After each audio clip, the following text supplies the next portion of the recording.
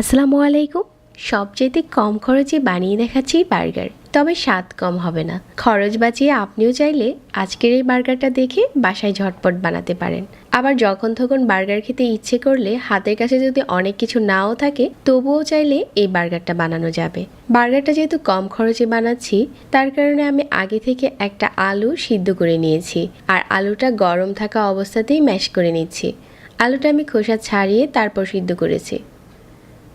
গরম থাকা অবস্থায় আলুটা মেশ করলে খুব ভালোভাবে মেশ হয়ে যায়। এখন এই আলুর মাঝে দিয়ে দিচ্ছি হাফ চা চামচ টেস্টি মশলা, তারপর ধনেপাতা কুচি দিয়ে দিচ্ছি 1 চামচের মতো হবে, খুব মিহি কুচি করে নেওয়া। স্বাদ মতো লবণ দিয়ে দিচ্ছি। এখন আলুর সাথে এই সবগুলো উপকরণ মিশিয়ে নিচ্ছি। আজকে আমি একটা বড় সাইজের আলু সিদ্ধ করে নিয়েছি, আর এখান থেকে 2টা বার্গারের পেটি বানানো যাবে। আপনি যদি খরচ বাড়াতে চান তাহলে এখানে চিকেন অ্যাড করতে পারেন আলুর সাথে, তবে আজকে আমি শুধু আলু দিয়ে বার্গারের পেটিটা বানিয়ে নেব। তো প্রথমে গোল করে নিয়ে তারপর চ্যাপ্টা করে নিচ্ছি, আর সাইডটা একটু সমান করে দিচ্ছি। এখন একটা বাটিতে নিয়ে নিচ্ছি একটা ডিমটা ভালো করে কাঁটা চামচ দিয়ে ফেটিয়ে নিচ্ছি, আর নিয়ে নিচ্ছি ব্রেডক্রাম।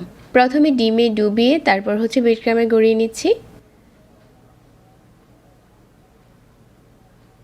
ভালো করে ডিমে ডুবিয়ে নিচ্ছি, আর এখন ব্রেডক্রামে গড়িয়ে নিচ্ছি।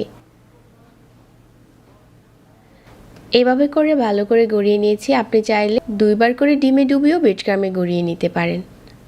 আমি একবারই করে নিয়েছি, আর ভালো করে ব্রেডক্রাম লাগিয়ে নিচ্ছি। মাঝারি আঁচে তেল গরম করে নিয়েছি, আর এই গরম তেলের উপরে আলুর এই পেটিটা দিয়ে দিচ্ছি, আর এভাবে করে উল্টে পাল্টে লাল করে ভেজে নিচ্ছি। একটা পাশ হয়ে গেলে এভাবে উল্টে দিচ্ছি, আর এখন তেল ঝরিয়ে উঠিয়ে নিচ্ছি। আমাদের বার্গারের পেটি ভাজা হয়ে গেছে। আজকে যেহেতু বার্গারটা খরচ বাঁচিয়ে তারপর বানাচ্ছি, তার কারণে এখানে নিয়েছি একটা মিনি প্যাকেট সস, আর একটা টমেটো স্লাইস, আর একটা পেঁয়াজের স্লাইস। আমাদের পেটিটাও রেডি হয়ে গেছে। আর আজকে আমি 5 টাকার যে বনগুলো পাওয়া যায় ওগুলো নিয়েছি। আপনার হাতের কাছে যে বনটা আছে ওইটাই নিতে পারেন। এখন এই বনটাকে মাঝ বরাবর স্লাইস করে নিয়েছি, আর প্রথমে লাগিয়ে নিচ্ছি টমেটো সস। তারপর টমেটো স্লাইস দিয়ে বার্গারের পেটিটা দিয়ে উপরে পেঁয়াজের স্লাইস দিয়ে আর আরও একটু সস দিয়ে তারপর এই বার্গারটার মাঝে একটা টুথপিক গেঁথে দিচ্ছি। আমাদের কম খরচে বার্গার রেডি হয়ে গেছে। আশা করছি আমার আজকের এই সহজ বার্গারের রেসিপি সবার কাছে ভালো লেগেছে।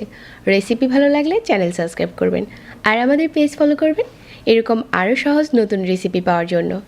আজকের রেসিপি দেখার জন্য সবাইকে ধন্যবাদ জানাচ্ছি, আর আজকে এখানেই বিদায় নিচ্ছি। আল্লাহ হাফেজ।